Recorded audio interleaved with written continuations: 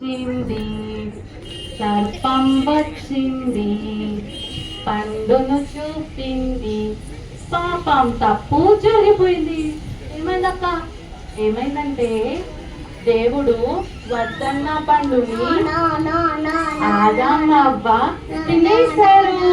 అయ్యో చెప్పండి ఇంకా స్టడీయా? ఓకే, నెక్స్ట్ జేబీసీ తోటలో జరిగిన కథ. జేబీసీ తోట అంటే తెచ్చగా వేస్ట్ డేటెస్ తోటలో జరిగిన కథ.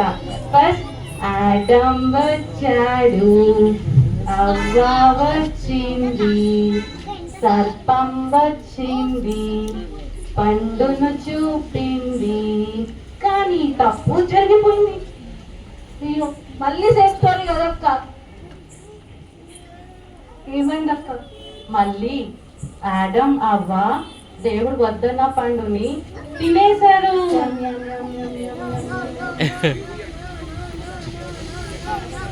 అక్క అక్క ఇంకొక స్టోరీ, మళ్ళీ సేమ్ స్టోరీ చెప్పారు మీరు. ఓకే, ఇంకో స్టోరీ చెప్తా.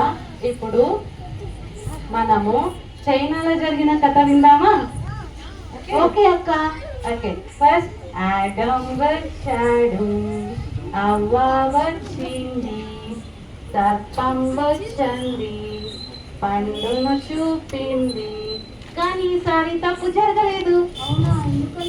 ఎందుకంటే దేవుడు వద్దన్న పండుని వదిలి ఆడమ్ అవ్వ సర్పాన్ని తినేశారు. అది చైనా కాబట్టి. అక్క అక్క నిజంగా ఈ స్టోరీ చైనా తోటలో జరుగుంటే ఎంత బాగుండేదో కదా. వెరీ గుడ్, నిజంగానే కదా. అవునవును. Break time over. Welcome back to कौन बनेगा इशू का मचवान टैलेंट शो.